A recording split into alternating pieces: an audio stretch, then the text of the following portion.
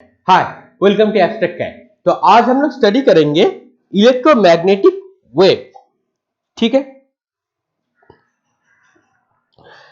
सो इस चैप्टर में हम लोग आज के लेक्चर स्टडी करेंगे मैक्सवेल्स इक्वेशन। इलेक्ट्रोमैग्नेटिक वेव में जो मैक्सवेल्स इक्वेशन है वो क्या है, आज हम लोग स्टडी करेंगे।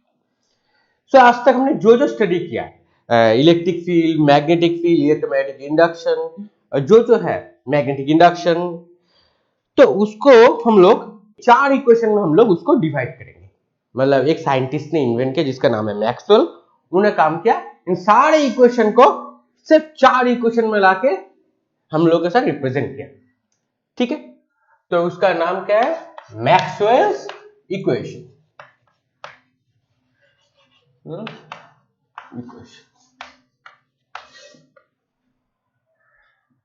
ओके, तो मैक्सवेल ने जो चार इक्वेशन हम लोगों को दिया था, उस चार में से फर्स्ट इक्वेशन क्या है? Gauss law in electric field and Gauss law in magnetic field. First दो equation.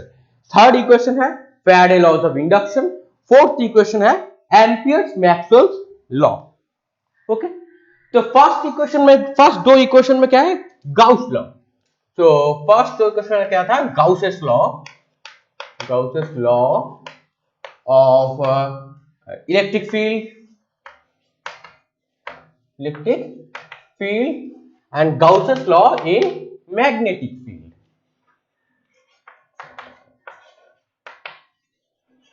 Okay, so Gauss's law in electric field क्या था? बहुत ही इजी। इलेक्ट्रिक फ्लक्स उसको हम लोग लिखते हैं close integral of E dot ds। कोई एक सरफेस एरिया में कितने electric flux, electric field cross कर जाएगा, उसको हम लोग बोलेंगे electric flux. That is equal to q enclose amount of charge over epsilon naught. ये था Gauss's law of electric field. And Gauss's law of magnetic field क्या था? So same, so magnetic field b dot कोई भी एक surface area dot ds, तो that is value equal to आएगा 0, क्योंकि ds जो सरफेस है वो कोई भी एक मैग्नेटिक फील्ड को बाउंड नहीं कर पाएगा। कैसे? पहला लॉ तो हम लोगों ने स्टडी किया था फर्स्ट चैप्टर में, इलेक्ट्रोस्टैटिक फोर्स में। अब ये में देखो, ये 0 क्यों हो गया? ये तो पता है हम लोगों को, ये एक वैल्यू देता है, तो गाउसेस लॉ फॉर इलेक्ट्रिक फील्ड में एक वैल्यू रहता है, लेकिन मैग्नेटिक फील्ड में 0 हो जाता है। क्यों? देखो, क्यों अगर हम लोग एक मैग्नेट कंसीडर करेंगे, एक बार मैग्नेट, ये वाला है नॉर्थ पोल, ये वाला है south pole. So magnetic field line कैसे जाता है? North to south. ठीक है, नॉर्थ टू साउथ, साउथ में एंड होगा। ठीक है, एक वाला टोटल नॉर्थ पोल होगा, सोर्स पोल, मतलब फील्ड का जो सोर्स और नॉर्थ पोल से बनेगा, नॉर्थ पोल पे बनेगा। और साउथ में क्या होगा? वो जो फील्ड है वो यहाँ पे एंड होगा, जिसको सिंक बोल सकते हैं हम लोग, सिंक पोल और सिंक फील्ड। फील्ड यहाँ पे सिंक हो जाएगा, यहाँ पे सोर्स हो जाएगा नॉर्थ से। सो अगर हम लोग यहाँ पे दो सरफेस एरिया, ओके, ज्यादा नहीं, सिर्फ दो सरफेस एरिया, एक सरफेस एरिया अगर हम लोग यहाँ पे कंसीडर करेंगे, एक सरफेस एरिया अगर हम लोग यहाँ पे कंसीडर करेंगे, इसको दे दिया 2 नंबर सरफेस एरिया, इसको दे दिया 1 number surface area. So first consider करते हैं 2 number surface area. So number 2 surface area में देखो क्या होगा, यहाँ पे जो मैग्नेटिक फ्लक्स, मतलब यहाँ पे ये जो फाई बी, इसका वैल्यू 0 हो जाएगा। क्यों? क्योंकि यहाँ पे जो magnetic flux through the surface, because यहाँ पे जो वैल्यू रहेगा ना बी का वैल्यू 0, क्योंकि यहाँ पे कोई बाउंड नहीं होगा यहाँ पे। ठीक है, सो यहाँ पे no net magnetic charge, so no net magnetic flux through the surface. Number 2, because there is a can be no net magnetic charge, मतलब individual magnetic pole charge through the surface. एक individual pole या चार्ज, magnetic charge cross नहीं होगा। कैसे? क्योंकि यहाँ पे देखो एक फील्ड यहां से एंटर हो रहा है, यहां से बाहर हो रहा है, एक सरफेस एरिया में एंटर हो रहा है, बाहर हो रहा है, मतलब एक टोटल को कवर करना होगा, नॉर्थ और साउथ पोल दोनों को कवर करना होगा, तभी हम लोग बोल सकते हैं ये मैग्नेटिक फील्ड को ये बाउंड कर पाएगा कोई भी एक सरफेस। तो अगर नंबर 1 में देखेंगे तो नंबर 1 में क्या मिलेगा देखो, so number 2 क्या था, the never enclose any pole, so we can calculate the net magnetic flux through the closed surface is 0। तो यहाँ पे कोई भी एक पोल, टोटल पोल पर कोई भी एक पोल को ये कवर नहीं कर पा रहा है, so there is no magnetic flux through the closed surface is 0। तो यहाँ पे मैग्नेटिक चार्ज भी नहीं होगा, तो यहाँ पे हो गया 0। बट नंबर 1 में enclose the magnetic dipole, मतलब एक सिंगल पोल को कवर करेगा ये। So enclose the magnetic dipole, the net magnetic flux to the surface is 0। So अगर ये सिंगल पोल को कवर करेगा तो देखो यहां से क्या होगा, सोर्स फील्ड बोला था नॉर्थ पोल से, so फील्ड यहां से बाहर आ जाएगा लेकिन कोई बाउंड नहीं होगा। और अगर यहाँ पे तोड़ देंगे मैग्नेट, मतलब ये सिंगल पोल बन जाएगा, लेकिन अगर तोड़ेंगे तो ये सिंगल पोल नहीं रहेगा, कुछ देर बाद जब तोड़ देंगे तो यहाँ पे साउथ जनरेट हो जाएगा, नॉर्थ के ऑपोजिट साउथ। सो मैग्नेट का मोनोपोल नहीं होता, सो अगर मोनोपोल नहीं होगा सो कोई भी एक दो पोल को कवर करना होगा एक सरफेस से, जो इम्पॉसिबल हो जाता है, तो बहुत बड़ा सरफेस एरिया हम लोग को लेना होगा, ठीक है, मतलब टोटल एक कवर हो जाएगा जो पॉसिबल नहीं होता। So no net magnetic charge और no net magnetic flux enclose that surface 1 also। So here the magnetic field 0 on that surface, so B का वैल्यू 0 हो गया, so magnetic flux also be 0। so दो case में हम लोग को क्या मिला, ये सोर्स फील्ड और यहाँ पे हो जाएगा सिंक फील्ड, तो मैग्नेटिक फील्ड लाइन तो कवर नहीं हुआ, तो फाइनली क्या मिला हम लोगों को, 0, फाई बी का वैल्यू हो गया 0। So no net magnetic flux through the surface because there can be no net magnetic charge. Okay, no net magnetic charge मतलब इंडिविजुअल मैग्नेटिक पोल, अगर इंडिविजुअल मैग्नेटिक पोल को भी कवर कर लेगा फिर भी हम लोगों का जो फील्ड जो है ना इसको बाउंड नहीं कर पाएगा, मतलब क्लोज बी को, ये मैग्नेटिक फील्ड बी को दिए सरफेस एनक्लोज नहीं कर पाएगा, अगर एनक्लोज नहीं कर पाया तो इसका बी का वैल्यू 0 हो जाएगा, तो 0 से किसी के प्रोडक्ट करेंगे वो 0 ही आ जाएगा, ठीक है, निकल गया। मैक्सवेल्स का first two equation, the equation number 1 and here is the equation number 2। Maxwell का इक्वेशन नंबर 1 था, ये मैक्सवेल का इक्वेशन नंबर 2 है। सो मैक्सवेल का थर्ड इक्वेशन क्या है, बहुत ही इजी, मैक्सवेल का थर्ड इक्वेशन है Faraday's laws of induction. Third equation, equation number 3, Faraday's laws of induction. Faraday laws of induction क्या है, सो अगर E डॉट dl कोई भी एक लूप के अंदर से अगर इलेक्ट्रिक फील्ड E क्रॉस करके चला जाएगा दैट इज इक्वल टू क्या मिलेगा, minus d phi b dt। तो इससे क्या पता चला, Faraday laws of induction, the change in magnetic flux induce electric field, so change in magnetic flux is induce electric field. तो क्या मिला हम लोगों को, change in magnetic flux induce electric field.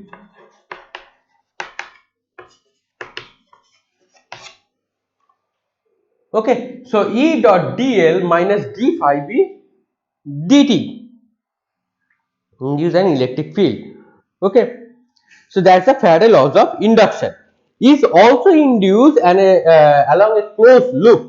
E क्या होगा, that the electric field E is also induced along a closed loop by changing magnetic flux phi b. So electric field अगर एक लूप में इलेक्ट्रिक फील्ड इंड्यूस हो जाएगा अगर उसमें अंदर magnetic flux with respect to time change होगा, तो अगर B का वैल्यू चेंज हो जाता है तो E इंड्यूस हो जाता है, ठीक है, that's the Faraday laws of induction. ये है मैक्सवेल्स इक्वेशन नंबर 3।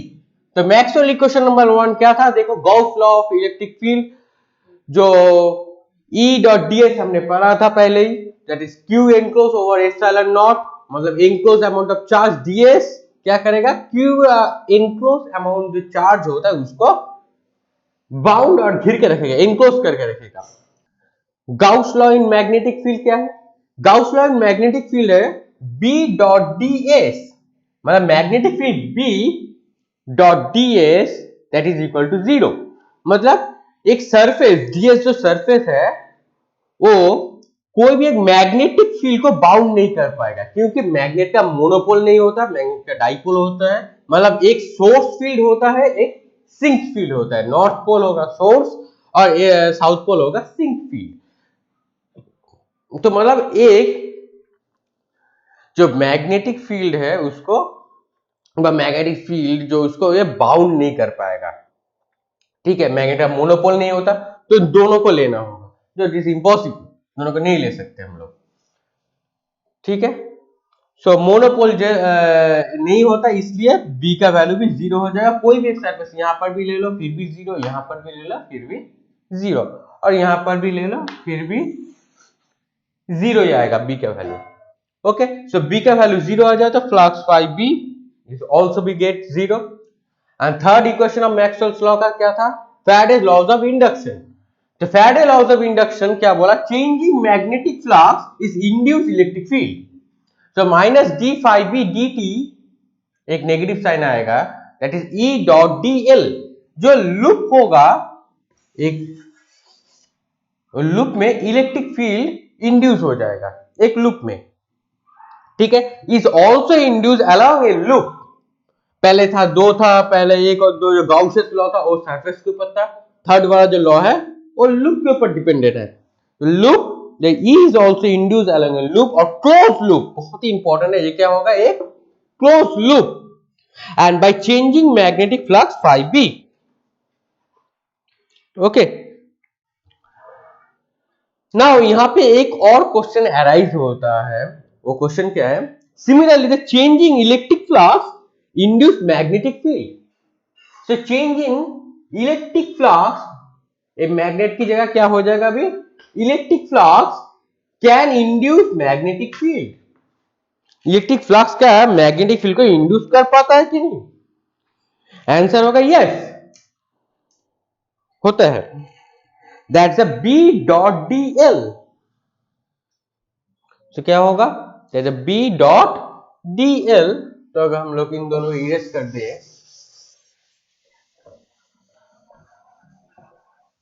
तो क्वेश्चन क्या था, changing electric flux can induce magnetic field, answer yes. So B dot D l, so B dot dl that is equal to I enclosed। ये था amperes circular law और Ampere's law. यहां पे जो induce हुआ उसको हम लोग लिख सकते हैं mu 0 epsilon not, the permittivity of free space and permeability of free space. Question क्या था, change electric flux can induce magnetic field, so d phi e by dt। Okay, क्या जनरेट कर पाएगा, that's the Maxwell's law of induction. ये fourth Maxwell's equation, ये fourth Maxwell equation आता है Maxwell's law of induction and also called the amperes Maxwell's law, the number 4 equation, और बहुत important है। तो यहां पे देखो एक पॉइंट में क्या हुआ, हम लोगों को थोड़ा सा जो एम्पियर्स लॉ था उससे एक टर्म हम लोग ज्यादा ऐड कर लिया, इसे इनक्लोज करंट और कंडक्शन करंट भी हम लोग बोल सकते हैं। तो इसको डिस्क्राइब करने के लिए ये वाले पार्ट को, ठीक है, सो हम लोग क्या करेंगे, एक सर्कुलर प्लेट कैपेसिटर ले लेते हैं, ठीक है। ये सर्कुलर प्लेट कैपेसिटर है, एज्यूम कर लो ये वाला है सर्कुलर प्लेट कैपेसिटर। ओके, तो ये सर्कुलर प्लेट कैपेसिटर है। तो यहां से अगर एक बैटरी के साथ कनेक्ट कर देंगे, ये बैटरी का पॉजिटिव पोल, ये नेगेटिव पोल है, तो क्या होगा, तो यहाँ से बहुत सारा इलेक्ट्रॉन बाहर आके आके इलेक्ट्रॉन आके यहाँ पे चिपक जाएगा, मतलब माइनस हो जाएगा। और अगर इलेक्ट्रॉन निकल जाएगा तो यहाँ से क्या होगा, करंट फ्लो होगा, करंट फ्लो होके क्या होगा, यहाँ पे मोर पॉजिटिव इस प्लेट पे, ठीक है।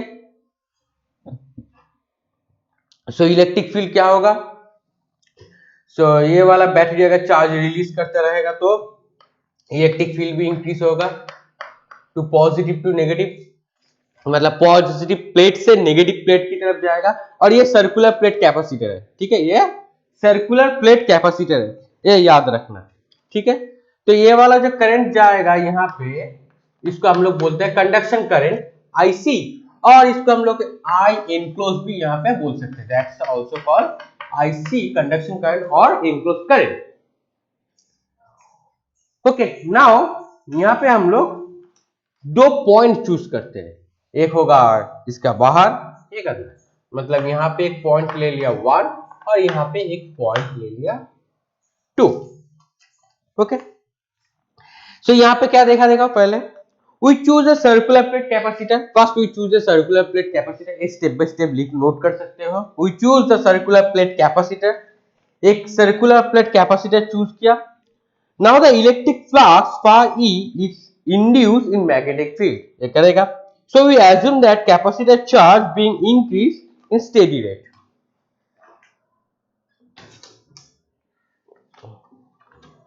अगर हम लोग इसको एक अच्छी तरह से नोट बना लेंगे तो एग्जाम के लिए भी अच्छा है और याद भी रह जाएगा, ठीक है। तो इसको इरेज कर देता हूं और पॉइंट टू पॉइंट मैं लिख देता हूं, तो तुम लोग नोट्स कर लेना, ओके।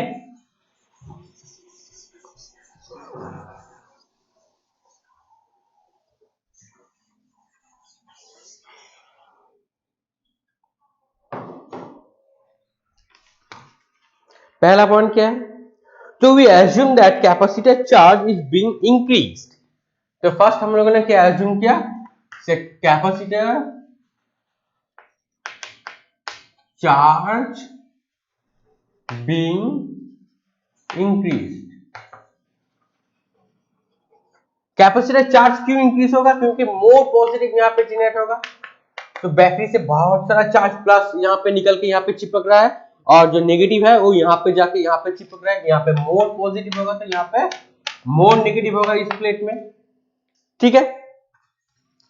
सो अगर कैपेसिटर का चार्ज अगर इंक्रीज होगा तो स्टेडी स्टेट रेट में, मतलब कांस्टेंट जो रेट में उसमें इंक्रीज होगा, तो so constant current also increase, so charge increase हो रहा है तो करंट का वैल्यू भी इंक्रीज हो रहा है। सेकंड पॉइंट में क्या होगा, second point, so current also increase,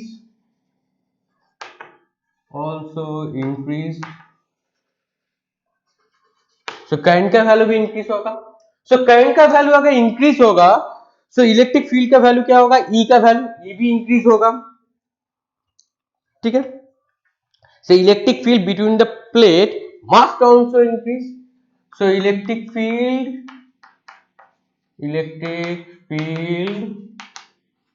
between plate must also increase,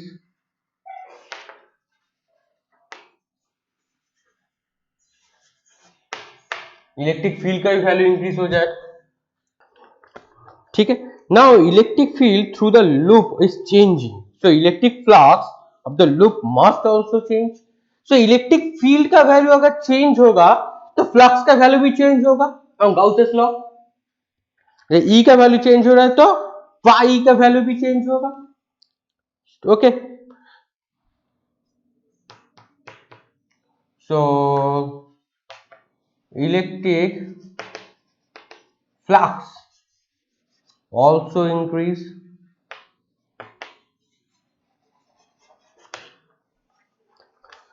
now अब अगर हम लोग प्लेट 1 पे अगर एक और पॉइंट 1 पे सर्कुलर प्लेट रखेंगे तो हम लोग क्या देखेंगे, अगर हम लोग इस वाले प्लेट पे अगर रखेंगे तो यहाँ पे अगर कोई भी एक मैग्नेटिक नीडल रखेंगे तो यहाँ पे थोड़ा सा डिफ्लेक्शन देखेंगे, ठीक है। सो यहाँ पे अगर डिफ्लेक्शन देखेंगे मतलब मैग्नेटिक का भी चेंज है, मैग्नेटिक फील्ड का भी चेंज आएगा, मतलब इलेक्ट्रिक फ्लक्स चेंज हुआ। सो उसके वजह से यहाँ पे एक मैग्नेटिक फील्ड यहाँ पे इंड्यूस हो गया है। तो कैसे पता चले, यहाँ पे अगर कोई भी एक कंपास नीडल रखेंगे तो उसका भी एक डिफ्लेक्शन हो जाएगा। सो मैग्नेटिक फील्ड तो हम लोग को मिल गया। सो मैग्नेटिक फील्ड क्यों मिलता है? क्योंकि हम लोगों ने पहले क्या स्टडी किया था, एक वायर में से अगर करंट फ्लो होता है, चार्ज का वैल्यू अगर चेंज होता है तो इसके सराउंडिंग में एक मैग्नेटिक फील्ड जनरेट होता है। तो हम लोगों को क्या मिला यहाँ पे मिला एक सर्कुलर पार्ट में प्लेट में और पाथ में, सर्कुलर पाथ में एक डिफ्लेक्शन मिल गया। तो मतलब यहाँ पे कोई भी एक करंट फ्लो होगा, क्योंकि मैग्नेट फील्ड क्यों होता है, क्योंकि करंट फ्लो होता है कि वायर में से, तो उसके सराउंडिंग मैग्नेटिक फील्ड जनरेट होता है। सो उल्टा करके अगर सोचेंगे तो यहाँ पे भी एक करंट मिलेगा, क्योंकि मैग्नेट फील्ड तो मिल रहा है। उस करंट को हम लोग बोलेंगे डिस्प्लेसमेंट करंट। और वो कैसा दिखेगा देखो। सो अगर हम लोग इस पॉइंट से देखेंगे, इस तरफ से अगर देखेंगे तो क्या मिलेगा, एक सर्कुलर प्लेट है, ये वाला प्लेट है, ये भी एक सर्कुलर प्लेट है बीच में से, जहां में से बहुत सारा इलेक्ट्रिक फील्ड यहाँ पे क्रॉस करके जा रहा है बाहर की तरफ।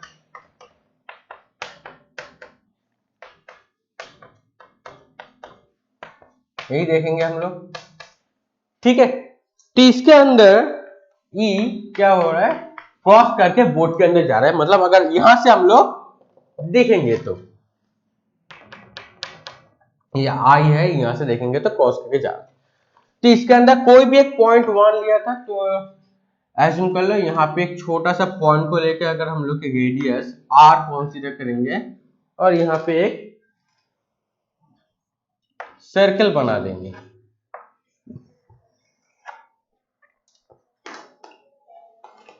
एक सर्कल बना दिया तो इस पॉइंट में देखो क्या मिलेगा, यहाँ पे b मिल जाएगा। अब b का वैल्यू क्या होगा इस पॉइंट में, एक टेंजेंशियली देखेंगे हम लोग ऐसे जा रहा है,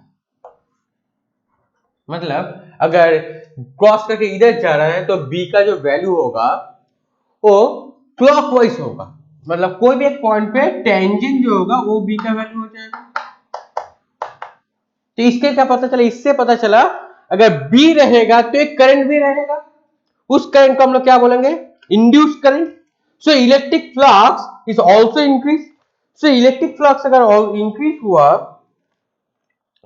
सो magnetic field generate 1 and 2 point. तो यहाँ पे क्या हुआ, एक मैग्नेटिक फील्ड जनरेट हुआ, 1 पॉइंट भी जनरेट हुआ, 2 पॉइंट में भी जनरेट हुआ। सो क्यों, देखो ये वाला अगर 1 पॉइंट लेंगे तो इसको लेके अगर हम लोग एक सर्कुलर कोई सर्कल बना लेंगे, एक एजम्पशन करके एक सर्कल बना लेंगे, तो उस पॉइंट पे हम लोग को b का वैल्यू मिल जाएगा। वो कहां जाएगा, b का जो डायरेक्शन होगा वो e अगर इस डायरेक्शन में जा रहा है तो b ऐसे घूमेगा, ठीक है।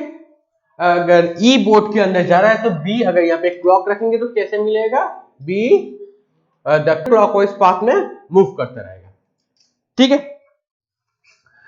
सो यहाँ पे एक और पॉइंट क्या मिला, final point, magnetic field generate. तो यहाँ पे क्या हुआ, मैग्नेटिक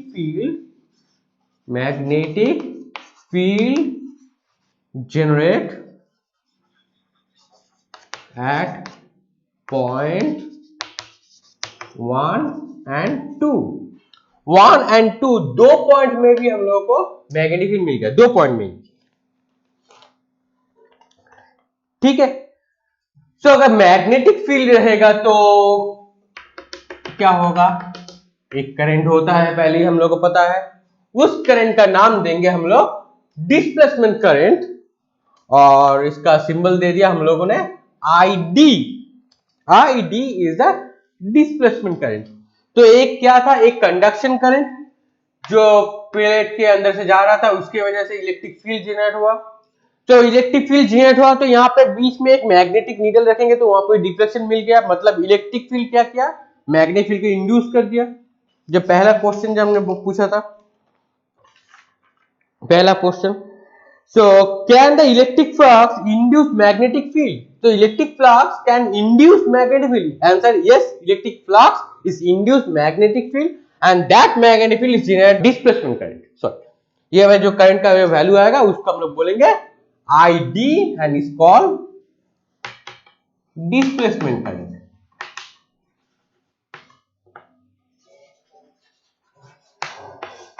तो पहला वाला जो क्वेश्चन था उसका आंसर था यस, इंड्यूस करता है mag electric field also induce magnetic field.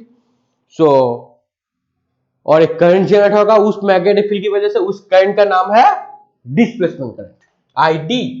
So here the ID का वैल्यू क्या मिलेगा, that is also equal to epsilon naught phi of change in electric flux d phi e dt.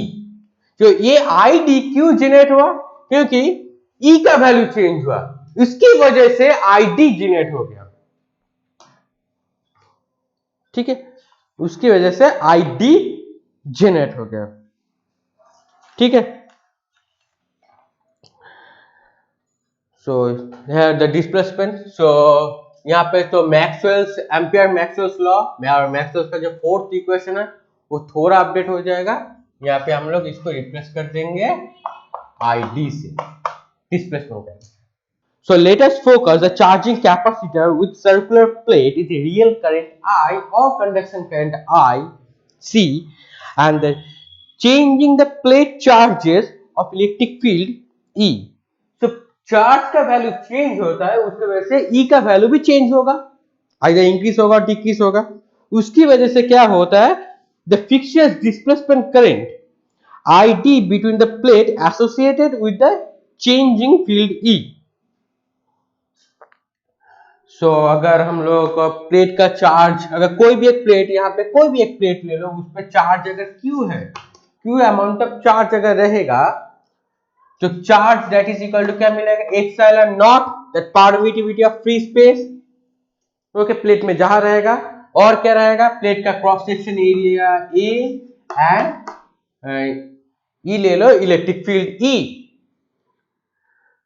So I का value क्या होता है, so we know that I equal to dq amount of charge जो change होता है dq dt. सो यहाँ पे क्या होगा, यहाँ पे भी डेरिवेटिव होगा विद रिस्पेक्ट टू टाइम.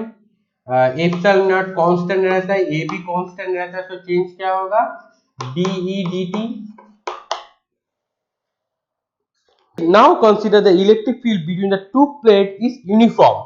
सो दो प्लेट में अगर इलेक्ट्रिक फील्ड अगर यूनिफॉर्म रहेगा, सो phi E, so we know that the phi E that is also equal to क्या मिलेगा EA, क्योंकि हम लोग को क्या था EA, क्योंकि phi E that is the integral of E dot dA.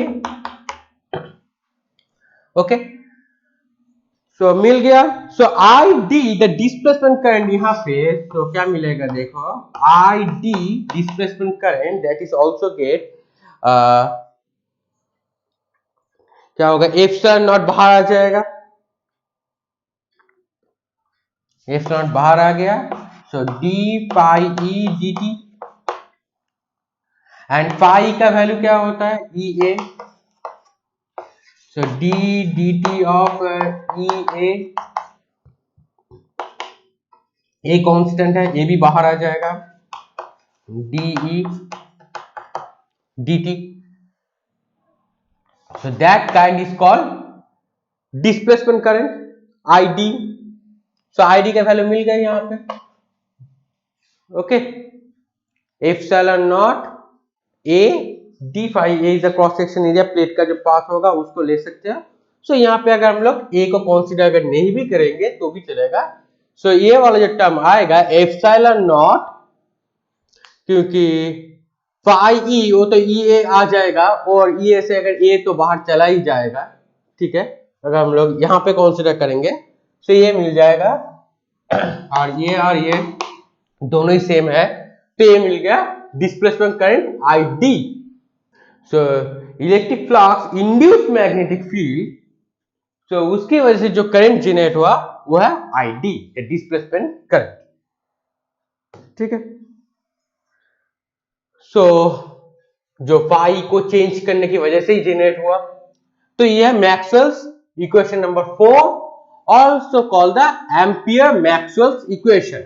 यहाँ पे थोड़ा सा अपडेट हुआ एम्पियर्स लॉ और वो चेंज होकर बन गया एम्पियर्स मैक्सवेल्स लॉ।